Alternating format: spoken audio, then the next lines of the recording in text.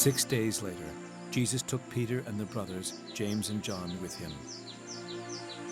They went up on a very high mountain where they could be alone. There in front of the disciples, Jesus was completely changed. His face was shining like the sun, and his clothes became white as light. All at once, Moses and Elijah were there talking with Jesus. So Peter said to him, "Lord, it is good for us to be here. Let us make 3 shelters, one for you, one for Moses, and one for Elijah." While Peter was still speaking, the shadow of a bright cloud passed over them. From the cloud, a voice said, "This is my own dear son, and I am pleased with him. Listen to what he says." When the disciples heard the voice, they were so afraid that they fell flat on the ground. But Jesus came over and touched them. He said, "Get up, and don't be afraid." When they opened their eyes, they saw only Jesus. On their way down from the mountain, Jesus warned his disciples not to tell anyone what they had seen until after the Son of Man had been raised from death. The disciples asked Jesus, "Don't the teachers of the law of Moses say that Elijah must come before the Messiah does?" Jesus told them, "Elijah certainly will come and get everything ready. In fact, he has already come." But the people did not recognize him and treated him just as they wanted to. They will soon make the Son of Man suffer in the same way. Then the disciples understood that Jesus was talking to them about John the Baptist. Jesus and his disciples returned to the crowd. A man knelt in front of him and said, "Lord, have pity on my son. He has a bad case of epilepsy and often falls into a fire or into water. I brought him to your disciples, but none of them could heal him." Jesus said, "You people are too stubborn to have any faith. How much longer must I be with you? Why do I have to put up with you? Bring the boy here." Then Jesus spoke sternly to the demon. It went out of the boy, and right then he was healed. Later, the disciples went to Jesus in private and asked him, "Why couldn't we force out the demon?" Jesus replied, "It is because you don't have enough faith.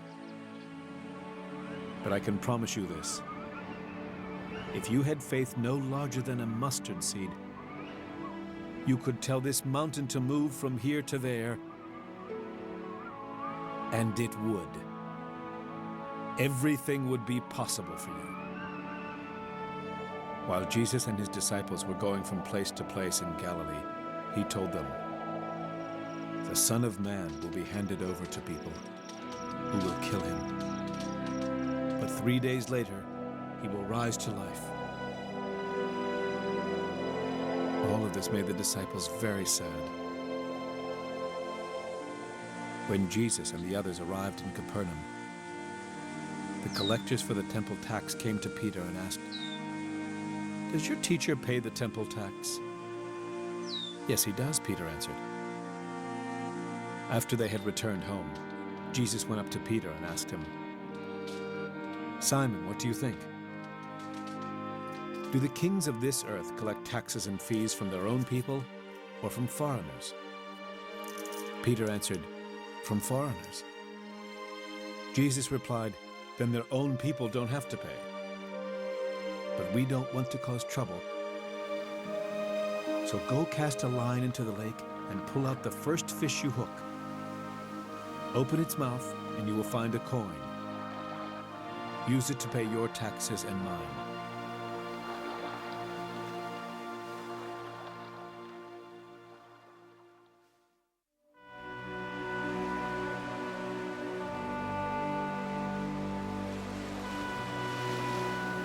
About this time, the disciples came to Jesus and asked him, "Who would be the greatest in the kingdom of heaven?" Jesus called a child over and had the child stand near him. Then he said, "I promise you this. If you don't change and become like a child, you will never get into the kingdom of heaven. But if you are as humble as this child, you are the greatest in the kingdom of heaven. And when you welcome one of these children because of me, you welcome me. It will be terrible for people who cause even one of my little followers to sin. Those people would be better off thrown into the deepest part of the ocean with a heavy stone tied around their necks." The world is in for trouble because of the way it causes people to sin. There will always be something to cause people to sin. But anyone who does this will be in for trouble. If your hand or foot causes you to sin, chop it off and throw it away.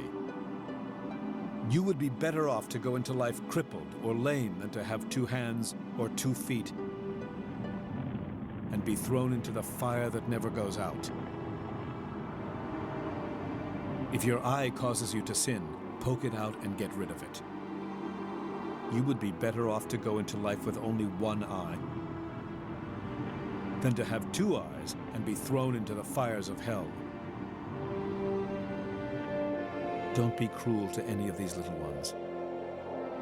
I promise you that their angels are always with my Father in heaven. Let me ask you this. What would you do if you had 100 sheep and one of them wandered off? Wouldn't you leave the 99 on the hillside and go look for the one that had wandered away? I am sure that finding it would make you happier than having the 99 that never wandered off. That's how it is with your Father in heaven. He doesn't want any of these little ones to be lost. If one of my followers sins against you, go and point out what was wrong. But do it in private, just between the 2 of you. If that person listens, you have won back a follower. But if that one refuses to listen, take along 1 or 2 others. The scriptures teach that every complaint must be proven true by 2 or more witnesses. If the follower refuses to listen to them, report the matter to the church. Anyone who refuses to listen to the church must be treated like an unbeliever or a tax collector. I promise you that God in heaven will allow whatever you allow on earth, but he will not allow anything you don't allow. I promise that when any 2 of you on earth agree about something you are praying for, my Father in heaven will do it for you. Whenever 2 or 3 of you come together in my name, I am there with you. Peter came up to the Lord and asked, "How many times should I forgive someone who does something wrong to me? Is 7 times enough?" Jesus answered, "Not just 7 times, but 77 times." This story will show you what the kingdom of heaven is like. One day, a king decided to call in his officials and ask them to give an account of what they owed him. As he was doing this, one official was brought in who owed him 50 million silver coins. But he didn't have any money to pay what he owed. The king ordered him to be sold, along with his wife and children and all he owned, in order to pay the debt. The official got down on his knees and began begging, "Have pity on me, and I will pay you every cent I owe." The king felt sorry for him and let him go free. He even told the official that he did not have to pay back the money. As the official was leaving, he happened to meet another official who owed him 100 silver coins. So he grabbed the man by the throat. He started choking him and said, "Pay me what you owe." The man got down on his knees and began begging, "Have pity on me and I will pay you back." But the first official refused to have pity. Instead, he went and had the other official put in jail until he could pay what he owed. When some other officials found out what had happened, they felt sorry for the man who had been put in jail. Then they told the king what had happened. The king called the first official back in and said, "You are an evil man. When you begged for mercy, I said you did not have to pay back a cent. Don't you think you should show pity to someone else as I did to you?" The king was so angry that he ordered the official to be tortured until he could pay back everything he owed. That is how my Father in heaven will treat you if you don't forgive each of my followers with all your heart.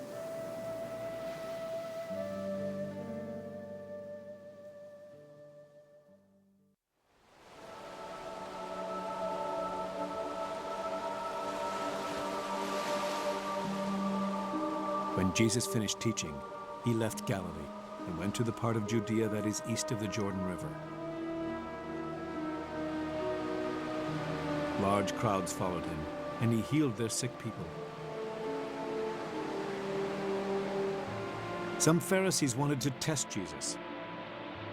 They came up to him and asked, "Is it right for a man to divorce his wife for just any reason?" Jesus answered,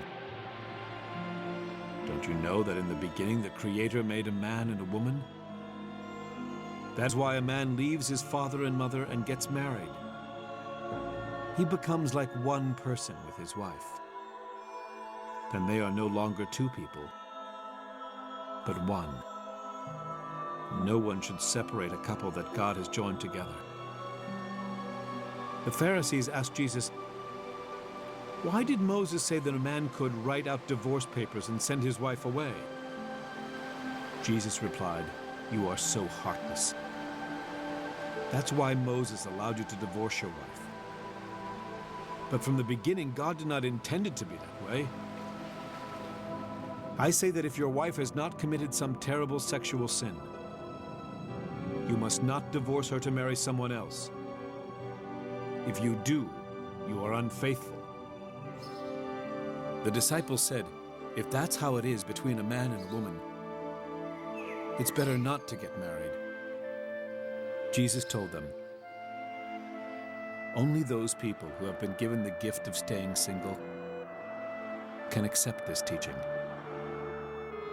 Some people are unable to marry because of birth defects or because of what someone has done to their bodies. Others stay single in order to serve God better. Anyone who can accept this teaching should do so." Some people brought their children to Jesus so that he could place his hands on them and pray for them. His disciples told the people to stop bothering him. But Jesus said, "Let the children come to me, and don't try to stop them. People who are like these children belong to God's kingdom." After Jesus had placed his hands on the children, he left.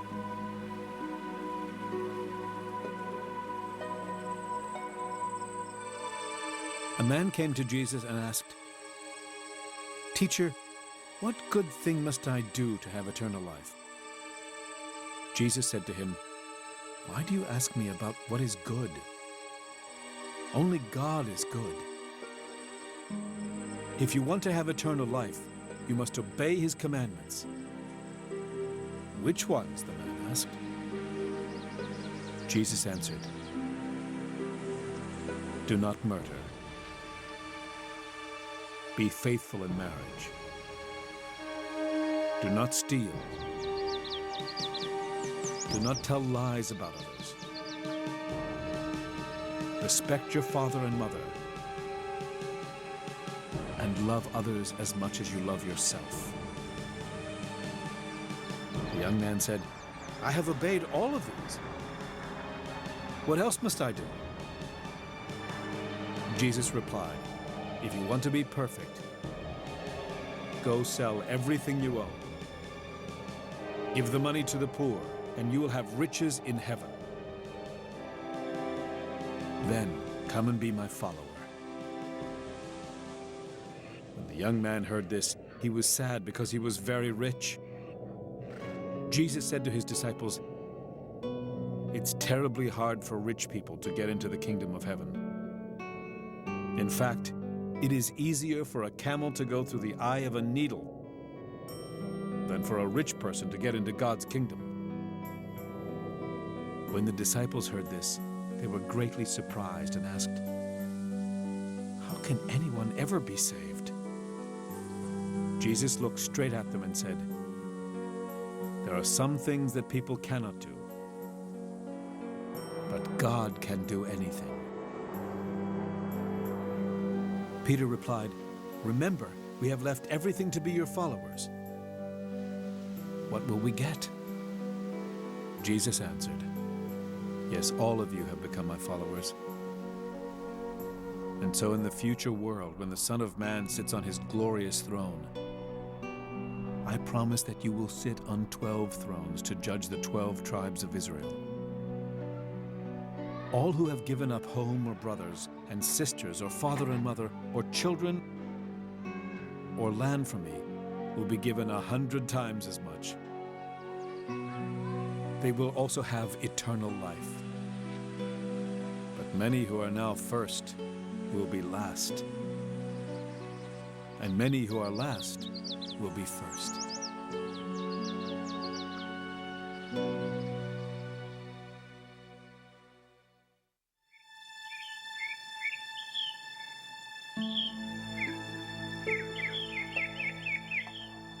As Jesus was telling what the kingdom of heaven would be like, he said, "Early one morning, a man went out to hire some workers for his vineyard. After he had agreed to pay them the usual amount for a day's work, he sent them off to his vineyard. About 9 that morning, the man saw some other people standing in the market with nothing to do. He said he would pay them what was fair if they would work in his vineyard. So they went. At noon, and again about 3 in the afternoon, he returned to the market. And each time he made the same agreement with others who were loafing around with nothing to do. Finally, about 5 in the afternoon, the man went back and found some others standing there. He asked them, 'Why have you been standing here all day long doing nothing?' 'Because no one has hired us,' they answered. Then he told them to go work in his vineyard. That evening, the owner of the vineyard told the man in charge of the workers to call them in and give them their money. He also told the man to begin with the ones who were hired last. When the workers arrived, the ones who had been hired at 5 in the afternoon were given a full day's pay. The workers who had been hired first thought they would be given more than the others. But when they were given the same, they began complaining to the owner of the vineyard. They said, 'The ones who were hired last worked for only 1 hour.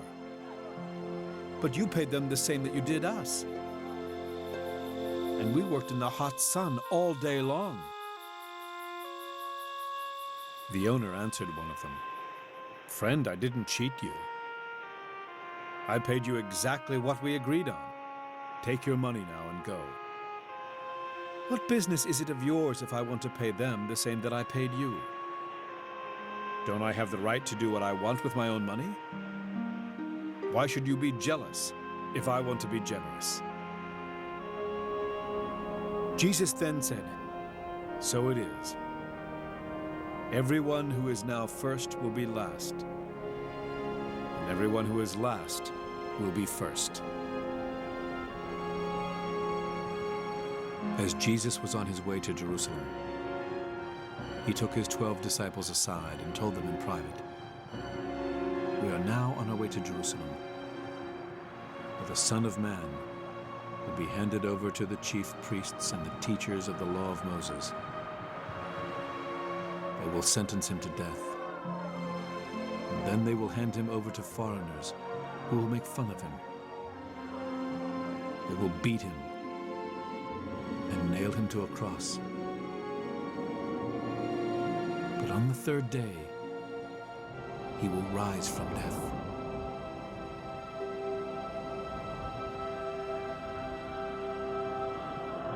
The mother of James and John came to Jesus with her 2 sons. She knelt down and started begging him to do something for her. Jesus asked her what she wanted, and she said,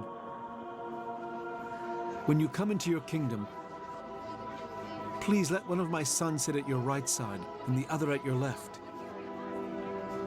Jesus answered, "Not one of you knows what you are asking. Are you able to drink from the cup that I must soon drink from?" James and John said, "Yes, we are." Jesus replied, "You certainly will drink from my cup, but it isn't for me to say who will sit at my right side and at my left. That is for my Father to say."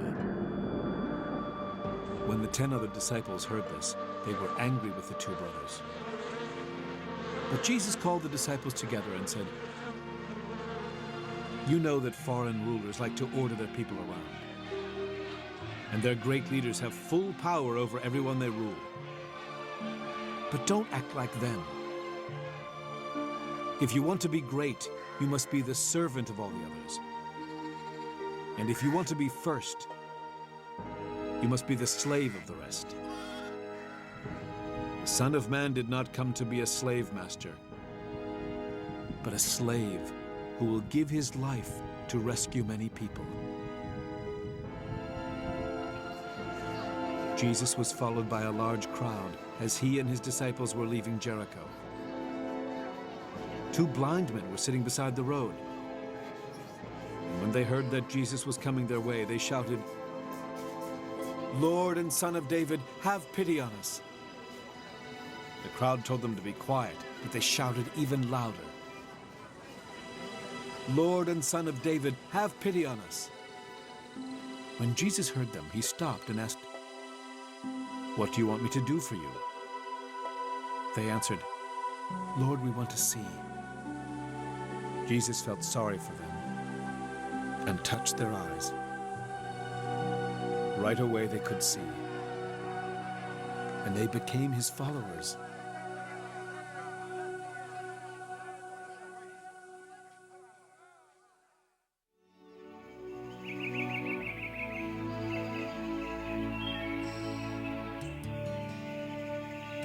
When Jesus and his disciples came near Jerusalem, he went to Bethphage on the Mount of Olives and sent 2 of them on ahead. He told them, "Go into the next village, where you will at once find a donkey and her colt. Untie the 2 donkeys and bring them to me. If anyone asks why you are doing that, just say, 'The Lord needs them.' Right away he will let you have the donkeys." So God's promise came true, just as the prophet had said. "Announce to the people of Jerusalem, your king is coming to you. He is humble and rides on a donkey. He comes on the colt of a donkey." The disciples left and did what Jesus had told them to do. They brought the donkey and its colt and laid some clothes on their backs. Then Jesus got on. Many people spread clothes in the road, while others put down branches which they had cut from trees. Some people walked ahead of Jesus, and others followed behind. They were all shouting, "Hooray for the Son of David! God bless the one who comes in the name of the Lord! Hooray for God in heaven above!" When Jesus came to Jerusalem, everyone in the city was excited and asked, "Who can this be?" The crowd answered, "This is Jesus, the prophet from Nazareth in Galilee."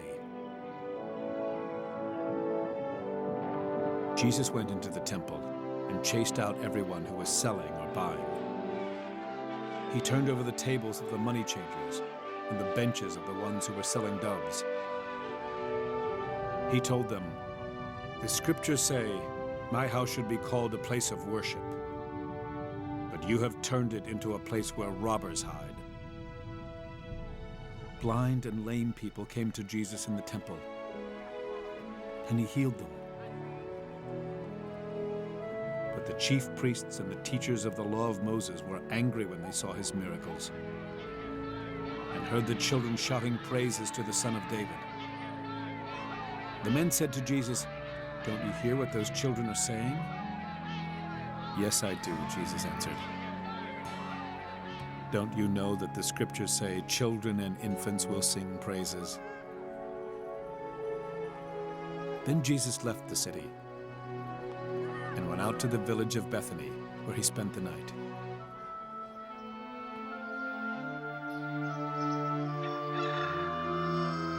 When Jesus got up the next morning, he was hungry. He started out for the city, and along the way he saw a fig tree. But when he came to it, he found only leaves and no figs. So he told the tree, "You will never again grow any fruit." Right then, the fig tree dried up. The disciples were shocked when they saw how quickly the tree had dried up.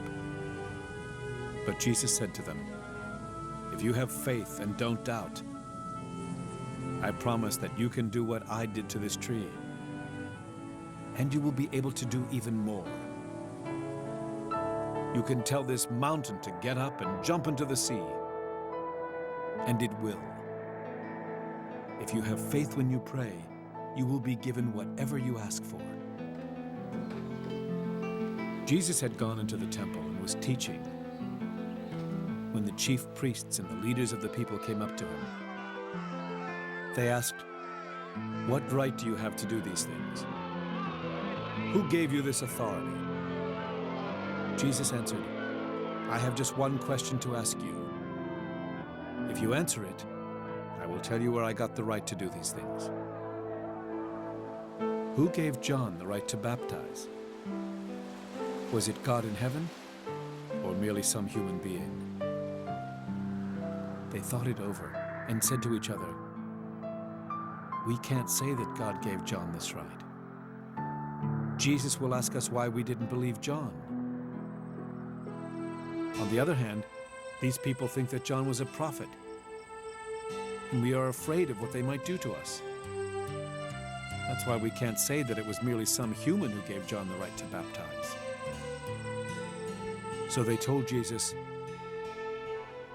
"We don't know." Jesus said, "Then I won't tell you who gave me the right to do what I do." Jesus said, "I will tell you a story about a man who had 2 sons. Then you can tell me what you think." The father went to the older son and said, "Go work in the vineyard today."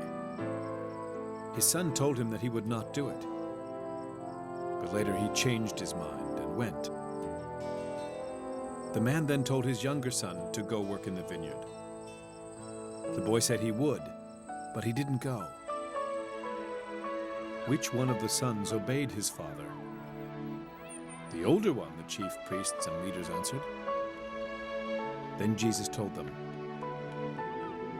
"You can be sure that tax collectors and prostitutes will get into the kingdom of God before you ever will. When John the Baptist showed you how to do right, you would not believe him. But these evil people did believe. And even when you saw what they did, you still would not change your minds and believe." Jesus told the chief priests and leaders to listen to this story. A landowner once planted a vineyard. He built a wall around it and dug a pit to crush the grapes in. He also built a lookout tower. Then he rented out his vineyard and left the country. When it was harvest time, the owner sent some servants to get his share of the grapes. But the renters grabbed those servants. They beat up one, killed one, and stoned one of them to death. He then sent more servants than he did the first time. But the renters treated them in the same way. Finally, the owner sent his own son to the renters because he thought they would respect him. But when they saw the man's son, they said, Someday he will own the vineyard. Let's kill him. Then we can have it all for ourselves." So they grabbed him, threw him out of the vineyard, and killed him. Jesus asked, "When the owner of that vineyard comes, what do you suppose he will do to those renters?" The chief priests and leaders answered, "He will kill them in some horrible way. Then he will rent out his vineyard to people who will give him his share of grapes at harvest time." Jesus replied, "You surely know that the scriptures say, 'The stone that the builders tossed aside is now the most important stone of all.' This is something the Lord has done, and it is amazing to us. I tell you that God's kingdom will be taken from you and given to people who will do what he demands. Anyone who stumbles over this stone will be crushed, and anyone it falls on will be smashed to pieces." When the chief priests and the Pharisees heard these stories, they knew that Jesus was talking about them. So they looked for a way to arrest Jesus. But they were afraid too, because the people thought he was a prophet.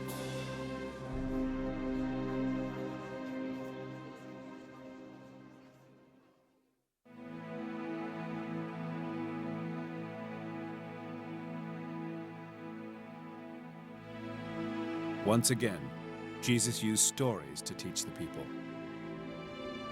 The kingdom of heaven is like what happened when a king gave a wedding banquet for his son. The king sent some servants to tell the invited guests to come to the banquet. But the guests refused. He sent other servants to say to the guests, "The banquet is ready. My cattle and prize calves have all been prepared. Everything is ready. Come to the banquet." But the guests did not pay any attention. Some of them left for their farms, and some went to their places of business. Others grabbed the servants, then beat them up and killed them. This made the king so furious that he sent an army to kill those murderers and burn down their city. Then he said to the servants, "It is time for the wedding banquet, and the invited guests don't deserve to come. Go out to the street corners and tell everyone you meet to come to the banquet." They went out on the streets and brought in everyone they could find, good and bad alike. The banquet room was filled with guests. When the king went in to meet the guests, he found that one of them wasn't wearing the right kind of clothes for the wedding. The king asked, "Friend, why didn't you wear proper clothes for the wedding?" The guest had no excuse. So the king gave orders for that person to be tied hand and foot and to be thrown outside into the dark. That's where people will cry and grit their teeth in pain. Many are invited, but only a few are chosen. The Pharisees got together and planned how they could trick Jesus into saying something wrong. They sent some of their followers and some of Herod's followers to say to him, "Teacher, we know that you are honest. You teach the truth about what God wants people to do. And you treat everyone with the same respect, no matter who they are. Tell us what you think. Should we pay taxes to the emperor or not?" Jesus knew their evil thoughts and said, "Why are you trying to test me, you show-offs? Let me see one of the coins used for paying taxes." They brought him a silver coin, and he asked, "Whose picture and name are on it?" "The emperor's," they answered. Then Jesus told them, "Give the emperor what belongs to him, and give God what belongs to God." His answer surprised them so much that they walked away.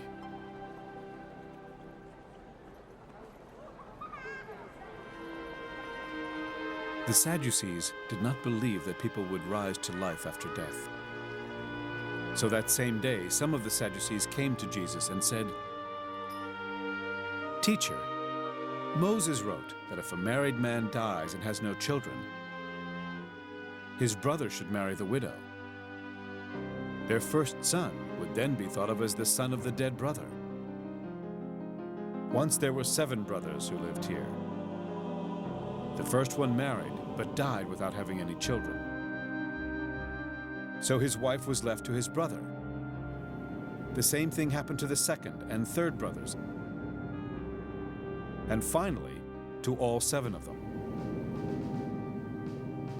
At last, the woman died.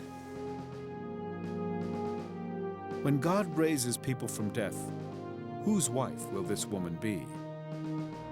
She had been married to all 7 brothers." Jesus answered, "You are completely wrong. You don't know what the scriptures teach, and you don't know anything about the power of God. When God raises people to life, they won't marry. They will be like the angels in heaven. And as for people being raised to life, God was speaking to you when he said, 'I am the God worshipped by Abraham, Isaac, and Jacob.' He isn't the God of the dead, but of the living." Crowds were surprised to hear what Jesus was teaching. After Jesus had made the Sadducees look foolish, the Pharisees heard about it and got together. One of them was an expert in the Jewish law. So he tried to test Jesus by asking, "Teacher, what is the most important commandment in the law?" Jesus answered, "Love the Lord your God with all your heart, soul, and mind. This is the first and most important commandment. The second most important commandment is like this one. And it is, love others as much as you love yourself." All the law of Moses and the books of the prophets are based on these 2 commandments. While the Pharisees were still there, Jesus asked them, "What do you think about the Messiah? Whose family will he come from?" They answered, "He will be a son of King David." Jesus replied, "How then could the Spirit have David call the Messiah his Lord? David said, 'The Lord said to my Lord, sit at my right side until I make your enemies into a footstool for you.' If David called the Messiah his Lord, how can the Messiah be a son of King David?" No one was able to give Jesus an answer. And from that day on, no one dared ask him any more questions.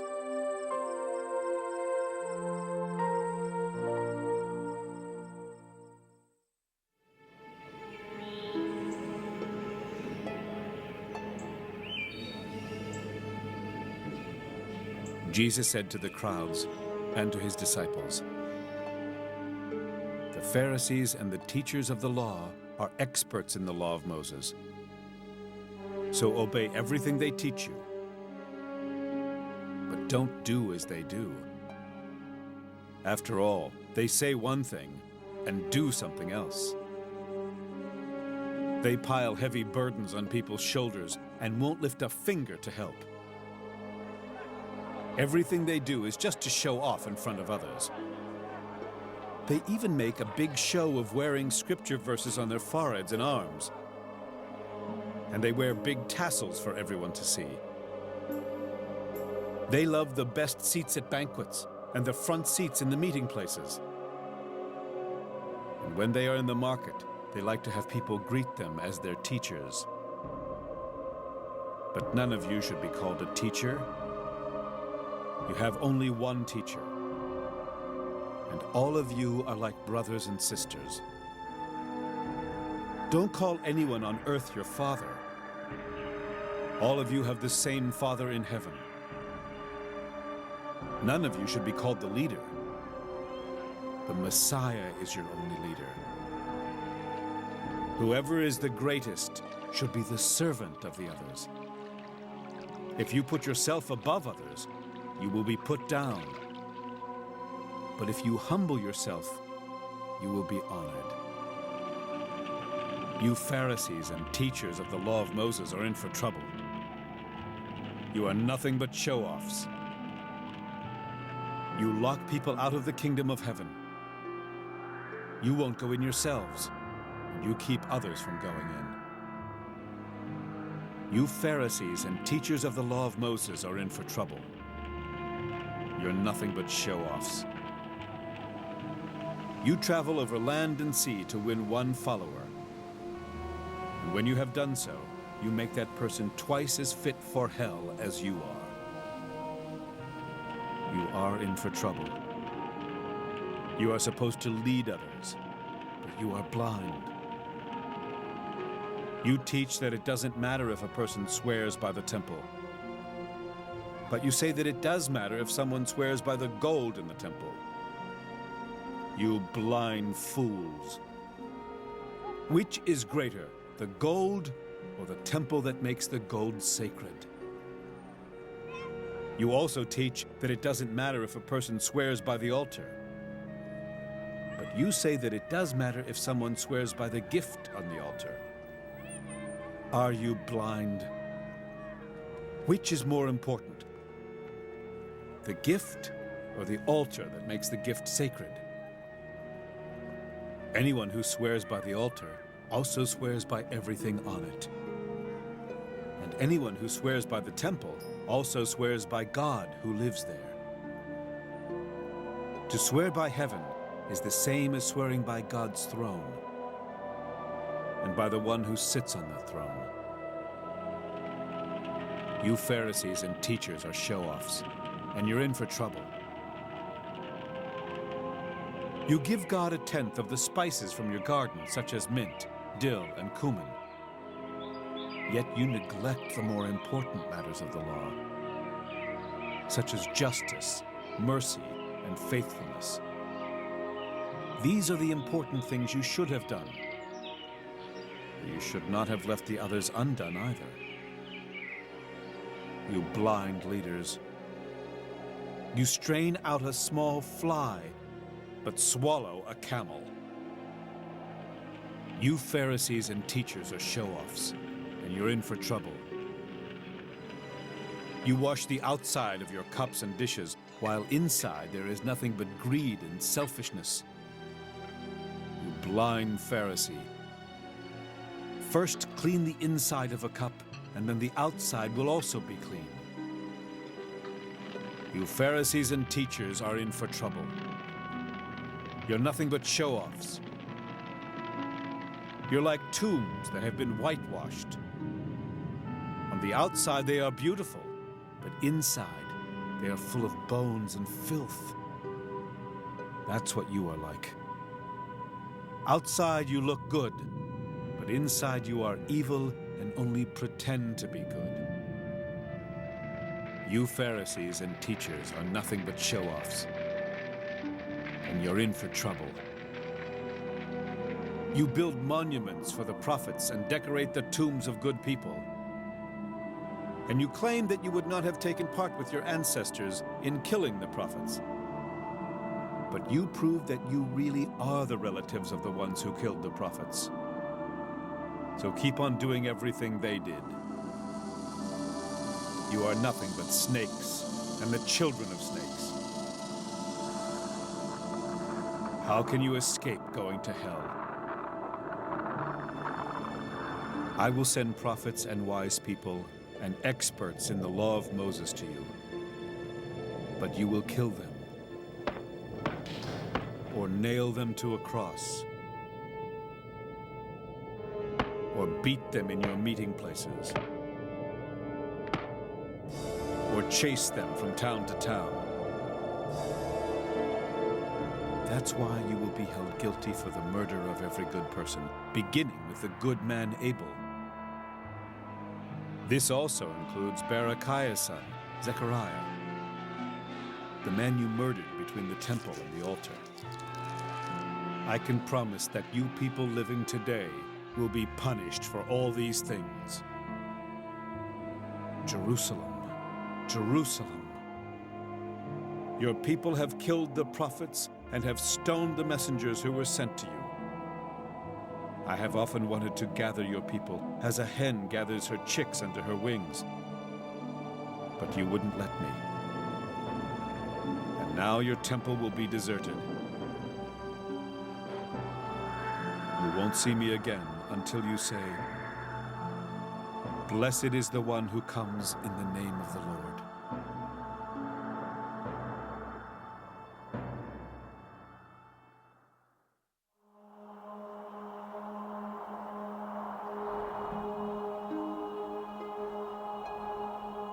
After Jesus left the temple, his disciples came over and said, "Look at all these buildings." Jesus replied, "Do you see these buildings? They will certainly be torn down.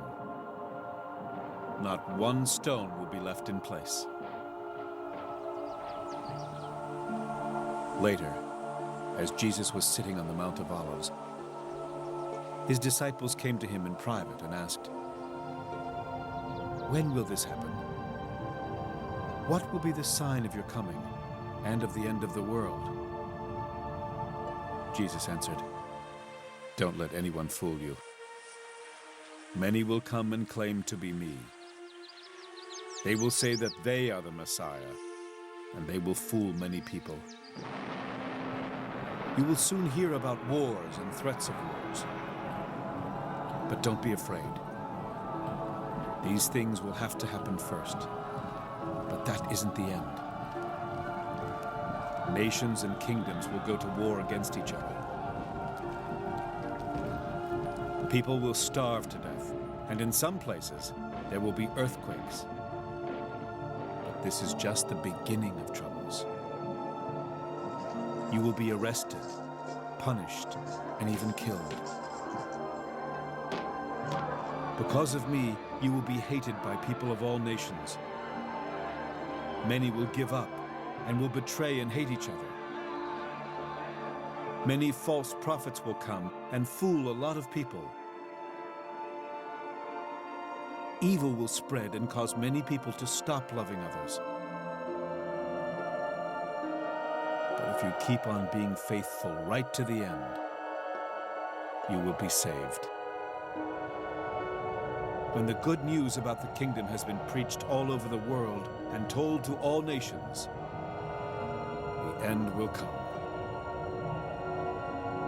Someday you will see that horrible thing in the holy place, just as the prophet Daniel said.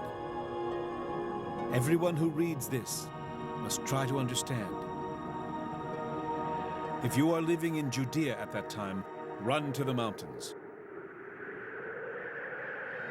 If you are on the roof of your house, don't go inside to get anything. If you are out in the field, don't go back for your coat. It will be a terrible time for women who are expecting babies or nursing young children. And pray that you won't have to escape in winter or on a Sabbath. This will be the worst time of suffering since the beginning of the world. And nothing this terrible will ever happen again. If God doesn't make the time shorter, no one will be left alive. But because of God's chosen ones, He will make the time shorter. Someone may say, "Here is the Messiah," or "There he is." But don't believe it. False messiahs and false prophets will come and work great miracles and signs. They will even try to fool God's chosen ones. But I have warned you ahead of time. If you are told that the Messiah is out in the desert, don't go there. And if you are told that he is in some secret place, don't believe it. The coming of the Son of Man will be like lightning that can be seen from east to west. Where there is a corpse, there will always be buzzards. Right after those days of suffering, the sun will become dark and the moon will no longer shine. The stars will fall and the powers in the sky will be shaken. Then a sign will appear in the sky, and there will be the Son of Man. All nations on earth will weep when they see the Son of Man coming on the clouds of heaven with power and great glory. At the sound of a loud trumpet, he will send his angels to bring his chosen ones together from all over the earth. Learn a lesson from a fig tree. When its branches sprout and start putting out leaves, you know that summer is near. So when you see all these things happening, you will know that the time has almost come. I can promise you that some of the people of this generation will still be alive when all this happens. The sky and the earth won't last forever, but my words will. No one knows the day or hour. The angels in heaven don't know, and the Son himself doesn't know. Only the Father knows. When the Son of Man appears, things will be just as they were when Noah lived. People were eating, drinking, and getting married right up to the day that the flood came and Noah went into the big boat. They didn't know anything was happening until the flood came and swept them all away. That is how it will be when the Son of Man appears. 2 men will be in the same field, but only one will be taken. The other will be left.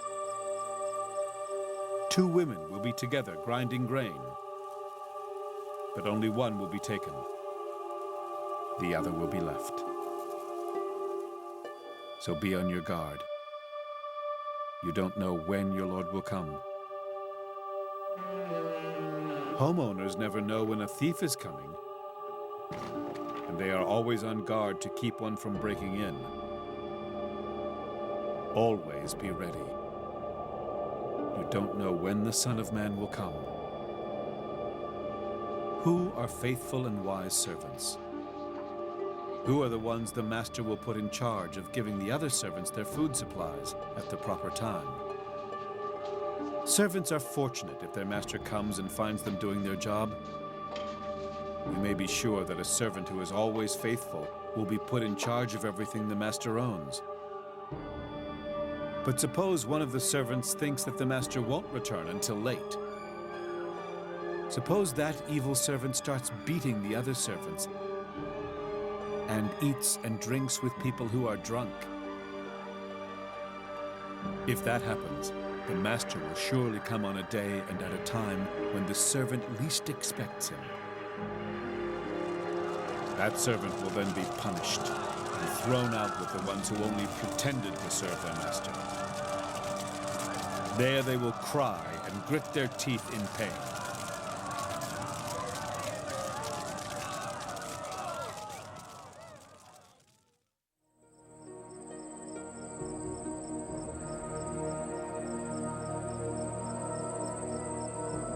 The kingdom of heaven is like what happened one night when 10 girls took their oil lamps and went to a wedding to meet the groom. 5 of the girls were foolish and 5 were wise. The foolish ones took their lamps, but no extra oil. The ones who were wise took along extra oil for their lamps. The groom was late arriving, and the girls became drowsy and fell asleep. Then, in the middle of the night, someone shouted, "Here's the groom, come to meet him." And the girls got up and started getting their lamps ready. The foolish ones said to the others, "Let us have some of your oil. Our lamps are going out." The girls who were wise answered, "There's not enough oil for all of us. Go and buy some for yourselves." While the foolish girls were on their way to get some oil, the groom arrived. The girls who were ready went into the wedding, and the doors were closed. Later, the other girls returned and shouted, "Sir, sir, open the door for us." But the groom replied, "I don't even know you." So, my disciples, always be ready. You don't know the day or the time when all this will happen. The kingdom is also like what happened when a man went away and put his 3 servants in charge of all he owned. The man knew what each servant could do. So he handed 5,000 coins to the first servant, 2,000 to the second, and 1,000 to the third. Then he left the country. As soon as the man had gone, the servant with the 5,000 coins used them to earn 5,000 more. The servant who had 2,000 coins did the same with his money and earned 2,000 more. But the servant with 1,000 coins dug a hole and hid his master's money in the ground. Some time later, the master of those servants returned. He called them in and asked them what they had done with his money. The servant who had been given 5,000 coins brought them in with the 5,000 that he had earned. He said, "Sir, you gave me 5,000 coins, and I have earned 5,000 more." "Wonderful," his master replied. "You are a good and faithful servant. I left you in charge of only a little, but now I will put you in charge of much more. Come and share in my happiness." Next, the servant who had been given 2,000 coins came in and said, "Sir, you gave me 2,000 coins, and I have earned 2,000 more." "Wonderful," his master replied. "You are a good and faithful servant. I left you in charge of only a little, but now I will put you in charge of much more. Come and share in my happiness." The servant who had been given 1,000 coins then came in and said, "Sir, I know that you are hard to get along with. You harvest what you don't plant and gather crops where you haven't scattered seed. I was frightened and went out and hid your money in the ground. Here is every single coin." The master of the servant told him, "You are lazy and good for nothing. You know that I harvest what I don't plant and gather crops where I haven't scattered seed. You could have at least put my money in the bank so that I could have earned interest on it." Then the master said, "Now your money will be taken away and given to the servant with 10,000 coins. Everyone who has something will be given more, and they will have more than enough. But everything will be taken from those who don't have anything. You are a worthless servant, and you will be thrown out into the dark where people will cry and grit their teeth in pain. When the Son of Man comes in his glory with all of his angels, he will sit on his royal throne. The people of all nations will be brought before him, and he will separate them as shepherds separate their sheep from their goats. He will place the sheep on his right and the goats on his left. And the king will say to those on his right, 'My Father has blessed you. Come and receive the kingdom that was prepared for you before the world was created. When I was hungry, you gave me something to eat. And when I was thirsty, you gave me something to drink. When I was a stranger, you welcomed me. And when I was naked, you gave me clothes to wear. When I was sick, you took care of me. And when I was in jail, you visited me. Then the ones who please the Lord will ask, when did we give you something to eat or drink? When did we welcome you as a stranger or give you clothes to wear? Or visit you while you were sick or in jail? The king will answer, whenever you did it for any of my people, no matter how unimportant they seemed, you did it for me. Then the king will say to those on his left, get away from me. You are under God's curse. Go into the everlasting fire prepared for the devil and his angels. I was hungry, but you did not give me anything to eat. And I was thirsty, but you did not give me anything to drink. I was a stranger, but you did not welcome me. And I was naked, but you did not give me any clothes to wear. I was sick and in jail, but you did not take care of me. Then the people will ask, Lord, when did we fail to help you when you were hungry, or thirsty, or a stranger, or naked, or sick, or in jail? The king will say to them, whenever you failed to help any of my people, no matter how unimportant they seemed, you failed to do it for me. Then Jesus said, those people will be punished forever. But the ones who pleased God will have eternal life.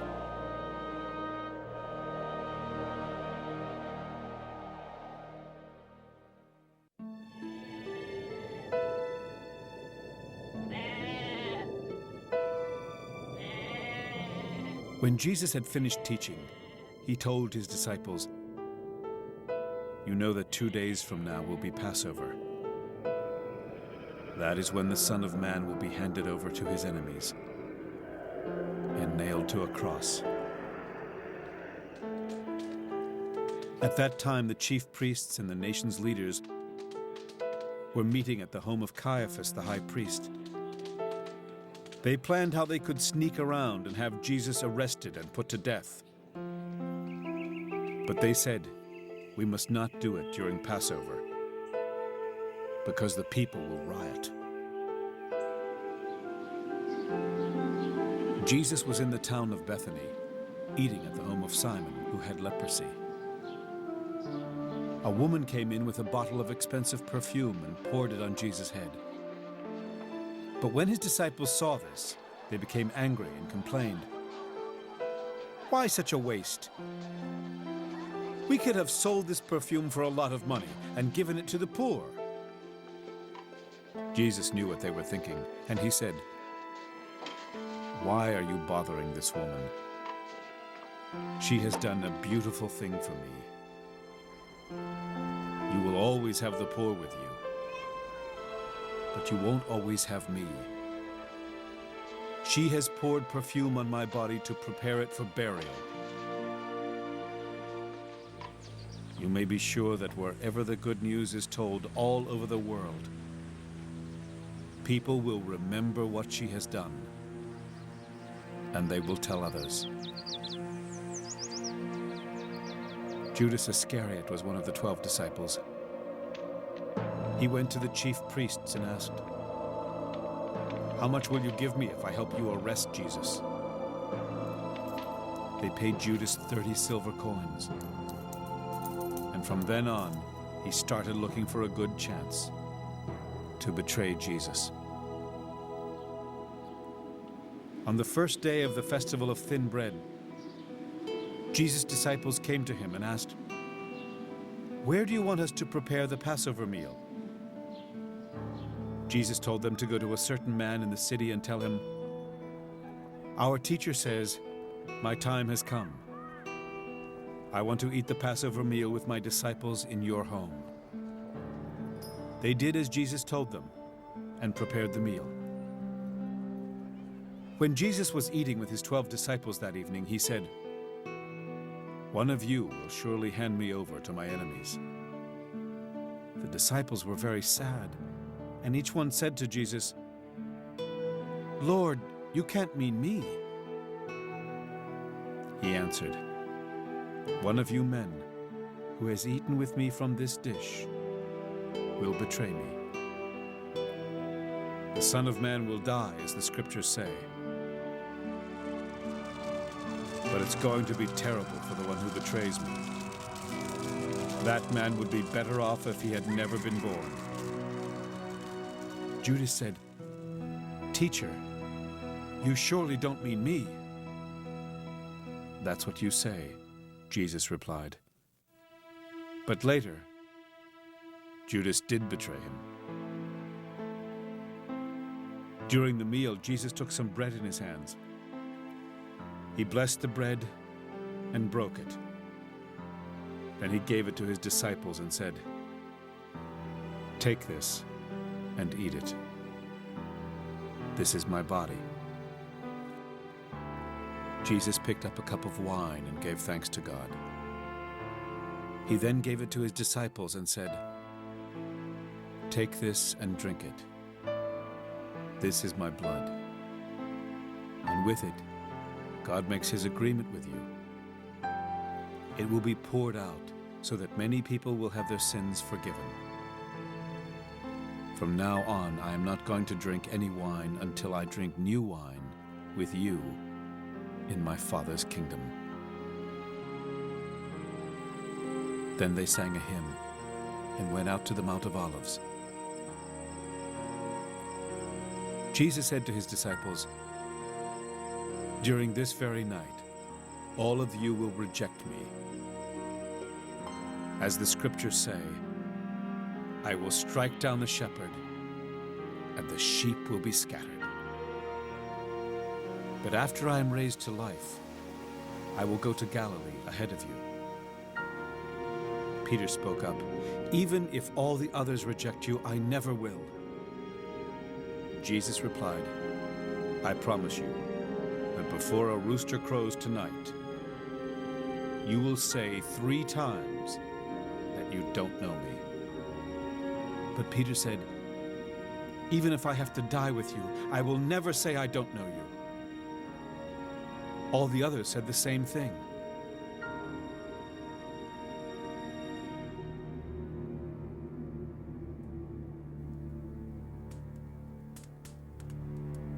Jesus went with his disciples to a place called Gethsemane.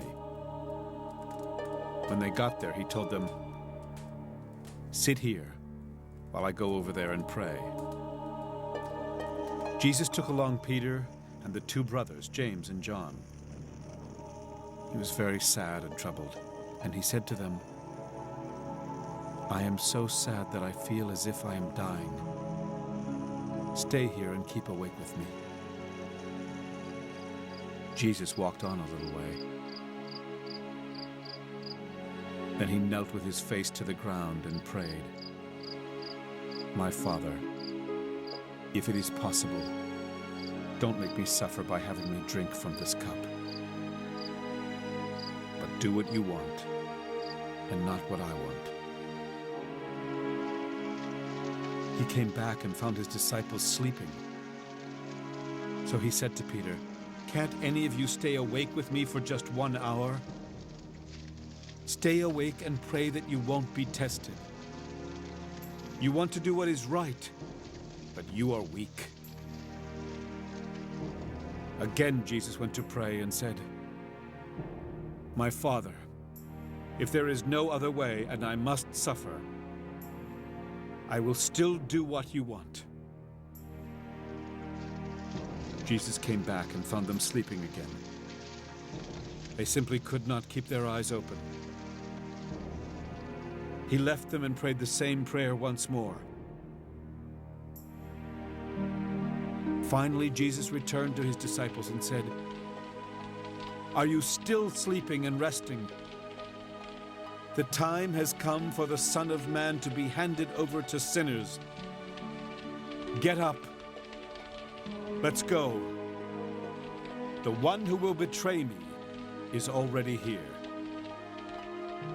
Jesus was still speaking when Judas, the betrayer, came up.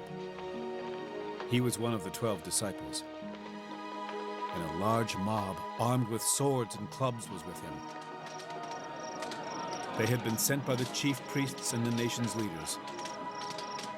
Judas had told them ahead of time, "Arrest the man I greet with a kiss." Judas walked right up to Jesus and said, "Hello, teacher." Then Judas kissed him. Jesus replied, "My friend, why are you here?" The men grabbed Jesus and arrested him. One of Jesus' followers pulled out a sword. He struck the servant of the high priest and cut off his ear. But Jesus told him, "Put your sword away. Anyone who lives by fighting will die by fighting. Don't you know that I could ask my Father, and right away he would send me more than 12 armies of angels?" But then, how could the words of the scriptures come true, which say that this must happen? Jesus said to the mob, "Why do you come with swords and clubs to arrest me like a criminal? Day after day I sat and taught in the temple, and you didn't arrest me." But all this happened so that what the prophets wrote would come true. All of Jesus' disciples left him and ran away.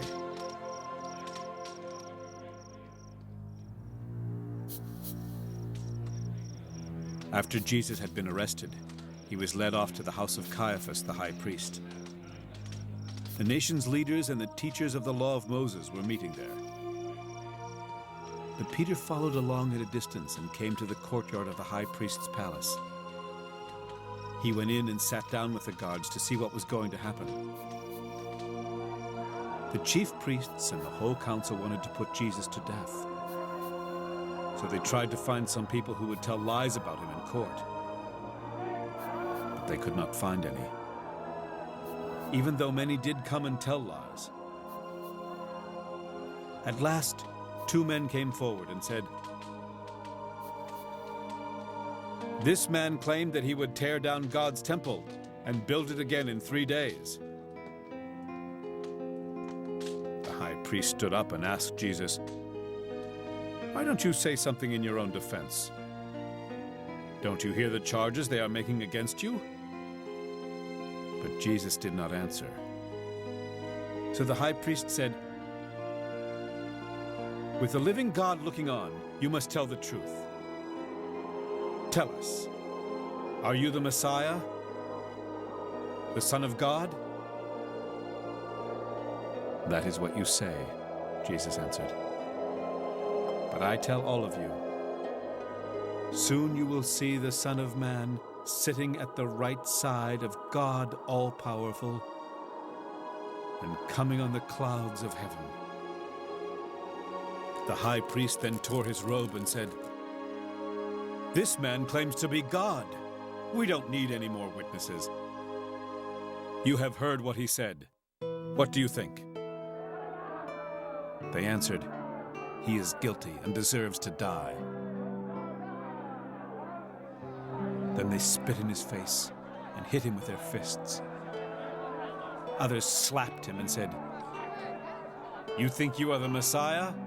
So tell us who hit you."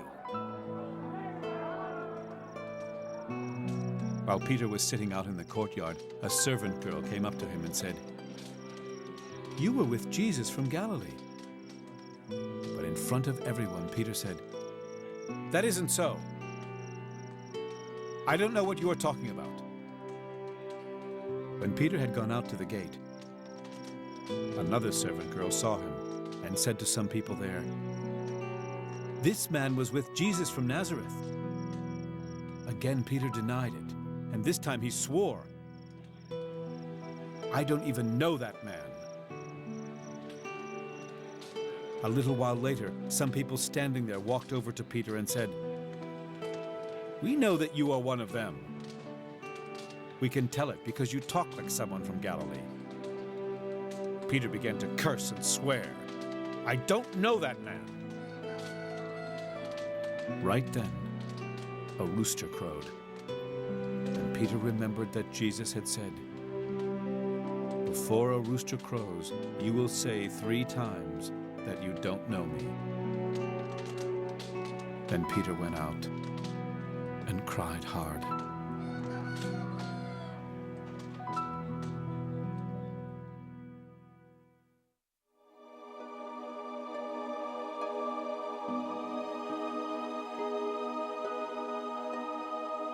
Early the next morning, all the chief priests and the nation's leaders met and decided that Jesus should be put to death. They tied him up and led him away to Pilate, the governor. Judas had betrayed Jesus, but when he learned that Jesus had been sentenced to death, he was sorry for what he had done. He returned the 30 silver coins to the chief priests and leaders and said, "I have sinned by betraying a man who has never done anything wrong." "So what? That's your problem," they replied. Judas threw the money into the temple and then went out and hanged himself. The chief priest picked up the money and said, "This money was paid to have a man killed. We can't put it in the temple treasury." Then they had a meeting and decided to buy a field that belonged to someone who made clay pots. They wanted to use it as a graveyard for foreigners. That's why people still call that place Field of Blood. So the words of the prophet Jeremiah came true. They took the 30 silver coins, the price of a person among the people of Israel. They paid it for a potter's field, as the Lord had commanded me. Jesus was brought before Pilate the governor, who asked him, "Are you the king of the Jews?" "Those are your words," Jesus answered. And when the chief priests and leaders brought their charges against him, he did not say a thing. Pilate asked him, "Don't you hear what crimes they say you have done?" But Jesus did not say anything, and the governor was greatly amazed. During Passover, the governor always freed a prisoner chosen by the people. At that time, a well-known terrorist named Jesus Barabbas was in jail. So when the crowd came together, Pilate asked them, "Which prisoner do you want me to set free? Do you want Jesus Barabbas or Jesus who is called the Messiah?" Pilate knew that the leaders had brought Jesus to him because they were jealous. While Pilate was judging the case, his wife sent him a message. It said, "Don't have anything to do with that innocent man. I have had nightmares because of him." But the chief priests and the leaders convinced the crowds to ask for Barabbas to be set free and for Jesus to be killed. Pilate asked the crowd again, "Which of these 2 men do you want me to set free?" "Barabbas," they replied. Pilate asked them, "What am I to do with Jesus, who is called the Messiah?" They all yelled, "Nail him to a cross!" Pilate answered, "But what crime has he done?" "Nail him to a cross!" they yelled even louder. Pilate saw that there was nothing he could do, and that the people were starting to riot. So he took some water and washed his hands in front of them and said, "I won't have anything to do with killing this man. You are the ones doing it." Everyone answered, "We and our own families will take the blame for his death." Pilate set Barabbas free. Then he ordered his soldiers to beat Jesus with a whip and nail him to a cross. The governor's soldiers led Jesus into the fortress and brought together the rest of the troops. They stripped off Jesus' clothes and put a scarlet robe on him. They made a crown out of thorn branches and placed it on his head. And they put a stick in his right hand. The soldiers knelt down and pretended to worship him. They made fun of him and shouted, "Hey, you King of the Jews!" And they spit on him. They took the stick from him and beat him on the head with it. When the soldiers had finished making fun of Jesus, they took off the robe. They put his own clothes back on him and led him off to be nailed to a cross. On the way, they met a man from Cyrene named Simon, and they forced him to carry Jesus' cross. They came to a place named Golgotha, which means place of a skull. There they gave Jesus some wine mixed with a drug to ease the pain. But when Jesus tasted what it was, he refused to drink it. The soldiers nailed Jesus to a cross and gambled to see who would get his clothes. Then they sat down to guard him. Above his head they put a sign that told why he was nailed there. It read, "This is Jesus, the King of the Jews." The soldiers also nailed 2 criminals on crosses, one to the right of Jesus and the other to his left. People who passed by said terrible things about Jesus. They shook their heads and shouted, "So you're the one who claimed you could tear down the temple and build it again in 3 days. If you are God's son, save yourself and come down from the cross." The chief priests, the leaders, and the teachers of the law of Moses also made fun of Jesus. They said, "He saved others, but he can't save himself. If he is the King of Israel, he should come down from the cross. Then we will believe him. He trusted God, so let God save him if he wants to. He even said he was God's son." The 2 criminals also said cruel things to Jesus. At noon, the sky turned dark and stayed that way until 3 o'clock. Then about that time, Jesus shouted, "Eli, Eli, lema sabachthani," which means, my God, why have you deserted me?" Some of the people standing there heard Jesus and said, "He's calling for Elijah." One of them at once ran and grabbed a sponge. He soaked it in wine, then put it on a stick and held it up to Jesus. Others said, "Wait, let's see if Elijah will come and save him." Once again, Jesus shouted,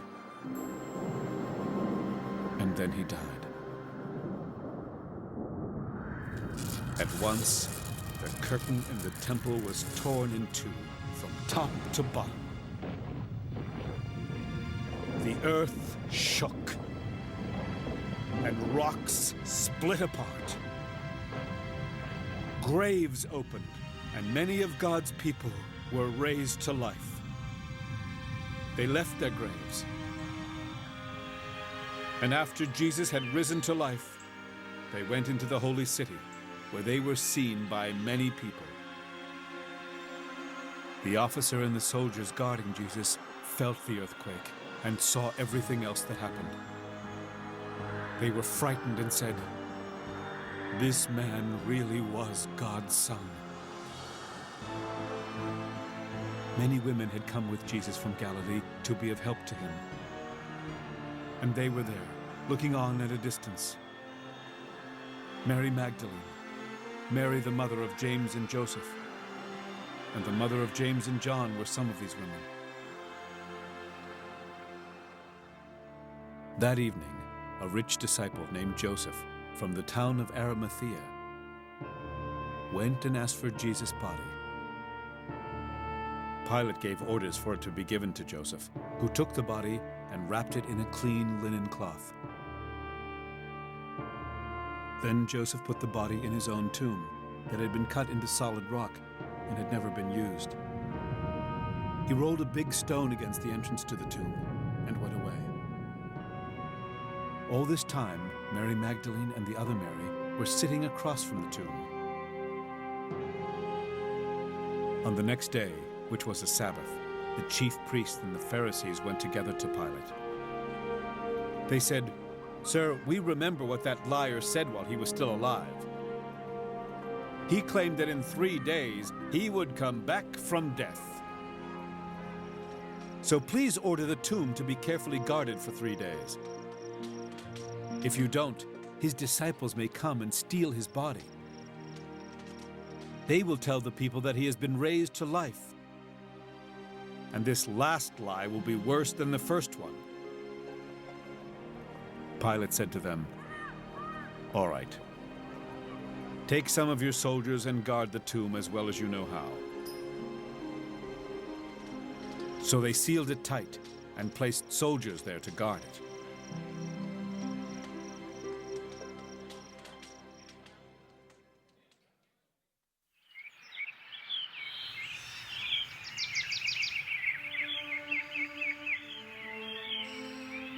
The Sabbath was over, and it was almost daybreak on Sunday when Mary Magdalene and the other Mary went to see the tomb.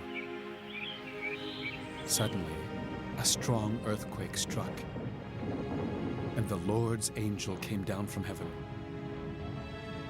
He rolled away the stone and sat on it. The angel looked as bright as lightning, and his clothes were white as snow. The guards shook from fear and fell down as though they were dead. The angel said to the women, "Don't be afraid. I know you are looking for Jesus who was nailed to a cross. He isn't here. God has raised him to life, just as Jesus said he would. Come, see the place where his body was lying. Now hurry. Tell his disciples that he has been raised to life and is on his way to Galilee. Go there, and you will see him. That is what I came to tell you." The women were frightened and yet very happy as they hurried from the tomb and ran to tell his disciples. Suddenly, Jesus met them and greeted them. They went near him, held on to his feet, and worshipped him. Then Jesus said, "Don't be afraid. Tell my followers to go to Galilee. They will see me there." While the women were on their way, some soldiers who had been guarding the tomb went into the city. They told the chief priests everything that had happened. So the chief priest met with the leaders and decided to bribe the soldiers with a lot of money. They said to the soldiers, "Tell everyone that Jesus' disciples came during the night and stole his body while you were asleep. If the governor hears about this, we will talk to him. You won't have anything to worry about." The soldiers took the money and did what they were told. The people of Judea still tell each other this story. Jesus' 11 disciples went to a mountain in Galilee where Jesus had told them to meet him. They saw him and worshipped him, but some of them doubted. Jesus came to them and said, "I have been given all authority in heaven and on earth. Go to the people of all nations and make them my disciples. Baptize them in the name of the Father, the Son, and the Holy Spirit, and teach them to do everything I have told you. I will be with you always, even unto the end of the world.